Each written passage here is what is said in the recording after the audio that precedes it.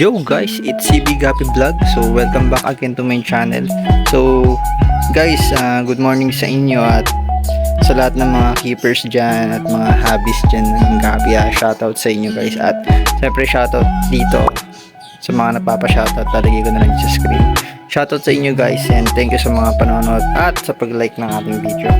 At yun guys, ngayon guys, may gagawin pala ako.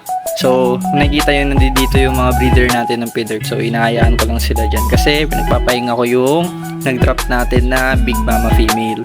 Diba nga doon sa last video ko, nag-drop ng fry yung Big Mama natin. At ang dami-dami niyang fry na nilabas. At ang lalaki guys.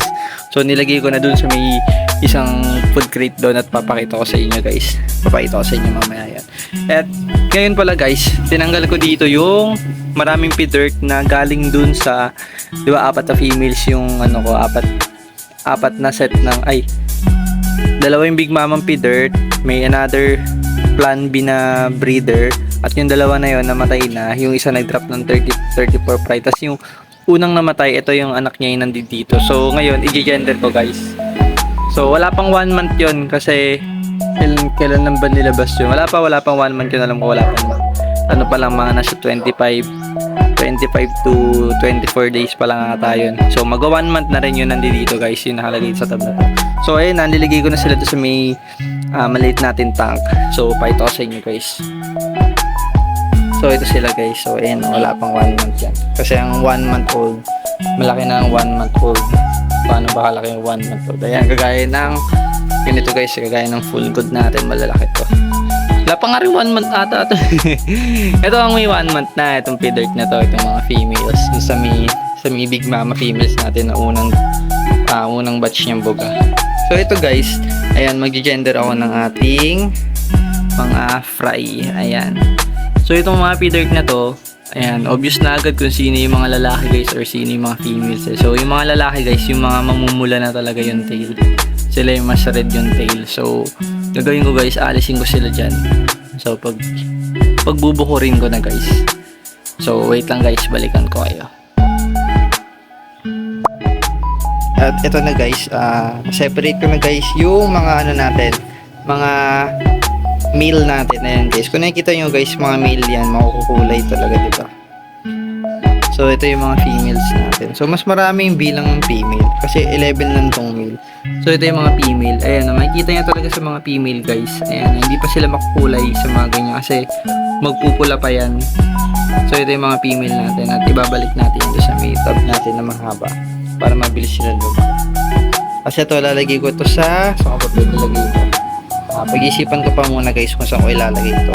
Pero itong mga female, ibabaksa ko na dito. Or dito na lang kaya yung mga female. Ano sa tingin nyo guys? Dito na lang yung mga female sa may tank na to. Pwede din naman no guys, no? Kung dito yung mga female. Or kasi mas importante kasi yung mga male kasi guys. Dapat yung mga male natin ang nasa tab para mas lumabas yung ears. Tapos dapat naglulumot. So doon ko na lang yung male. Dito ko na lang yung mga females. O pwede dito yung mga females. Dito ko lalagay yung mga females guys. At ito guys, papakita ko sa inyo yung isa nating feeder fry. Ito yung ito dito pala. Kasi ito nandito pastel to. Alam ko pastel to guys eh. Madami to guys. Ito yung ayan na. Madami na. Pang 4th batch na to guys nung pastel natin. Ito, isa lang yung parent na ito na females natin yung buhay pa rin ng ngayon, yung sobrang digse. Yan yung anak niya ngayon. At nabalik ko na siya sa anak niya. So nakatusok na siguro dito yung anak niya. So titignan natin kakalabasan kung quality pa din. Feeling ko pa naman quality pa din to kasi ang lalaki rin ng anak niya. Kasi ito naman yung bago nating fry sa Big Mama natin na feeder. At ito guys, ang lalaki agad. Ayan o, nakikita nyo ba guys? Ang lalaki, di ba agad? Ayan o, nakakatuwa, ang lalaki. Lalaki nila, promise. Nagulat din ako dito nung nagbuga to. Ay, nung binuga sila nung nanay nila. Kasi hindi ko expected guys na magbubuga yung natin, yung big female natin ng feeder. At yun, nagulat na lang ako kung dami lumalangin na fry. Buti ka mo hindi niya kinain. At check natin si Big Mama female natin. Ito. Ayan siya. Super maliksi yan. Yun lang nagaya na maliksi siya. Sobrang healthy niya. So, hindi ko muna nilalagay yung mga yung mga tao dito, yung mga kasama niyang dito sa may tank niya para hindi siya ma-stress at maka-recover agad na. Siyempre pag nanganak, siyempre babago din yung isda, parang tao lang din. Kaya nabibinat parang ganun. Kaya ganun, feeling ko ganun yung kinakamatay ng ibang mga mga ibang females na namamatay, diba?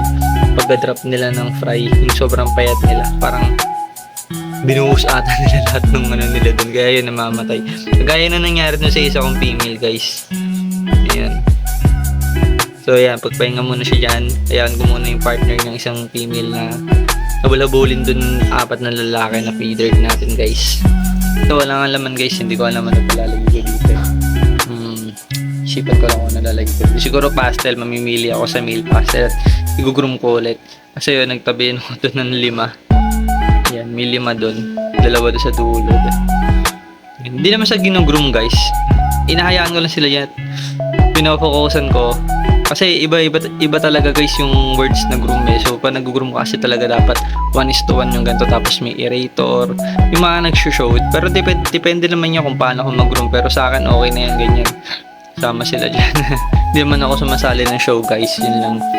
Gusto ko lang lumaki rin agad. So lumalaki rin sila agad dyan kung 2-3 lang yung laman. Ayan. Sa to, naglagay na ako dito, guys, yung 2 female natin na yan. Anak ng Big Mama natin yan, yung first batch. Ayan yung 1 month old. Kaya nga lang yung 1 month old natin. Okay, diba? So ito, guys, naglagay na ako dito, diba? Yung feeder ko dito na isa, yun nga, nagbuga din siya ng fry. Ito naman yung fry niya. Ito, kanya to. Kanyang fry to lahat. Nasa ano to, 34 to 35 fry. Ayan, kanya lahat yun, guys, yung fry na yan. Ito, itong malalaki na to, yung 1 month old na female na yan, yan yung nasa yan yung naman yung anak no sa partner niya, yung namatay din. Yun yung binuga. Pero itong maraming fry na to, sa kanya to. And then, pag namamatay na talaga ako, guys, ng breeder, ng feeder. May kapalit naman, di ba? May kapalit, ayan o. Ang dami nilang iniiwan. So, yun nga, namatay nandito, guys, sa mga slot natin ng breeding tank. Pero may kapalit. At ito, may fry na naman dito, nakikita ko. Malawin sila mga 4. Ito, sobrang liksi na itong pastel natin natin. So, kuha ulit ako ng male, babangga dyan. Gusto ko yung mas dilaw. Mas prepared ko talaga yung dilaw. So, yun, maglalagay ulit ako dyan ng isa pang male. At ito, guys, gusto ko pa mas lumaki, maliit pa. Ano pa lang to, standard size. Gusto ko maging Big Mama talaga. Ito nga rin, umahabol na, guys, sa laki. Ang liit nang binigay sa atin to ni Bossing Jeffrey eh. Yan, liit yan nang binigay sa atin. So wala na yung male pala na ito, guys. Inalis ko na at wala na. Namatay na din. Hindi na kinaya. Hindi ko alam bakit. Binubuli kasi nito, guys eh. Pero hayaan mo na, guys. Hayaan nyo na, guys, kasi meron naman akong ilalagay dyan sa mga anak. Nandito yung mga anak niya, yan. Yan dyan. Tagal nga lang lumaki, albino kasi. Saka malit kasi yung parent. Malit kasi to. Kaya ayan, medyo matagal din yung anak. At ngayon sa akin nga lang ito lumaki, no? Kahit pa paano humaba, lumaki. So yun lang, guys. Ito na yung mga male ko. So ibabalik ko na to sa may tab para mabilis lumaki at ilan lang yung bilang nila dun, guys. So ganun lang, guys, mas magpalaki ng mga ganito kaliit pa na fry. Ang ang tip ko lang, kung mga 15 or 20 lang sila sa ganito kalaki, yan, mabilis sila lumaki. Lalo yung ganyan, ilan sila? 11, ganyan kalaki. Mabilis sila lumaki, guys. So, yun lang, guys. Yun lang yung video natin ngayon. So, shoutout na lang doon sa mga nagpapa-shoutout. And thank you sa lahat na nanonood. And peace you. Bye-bye, guys.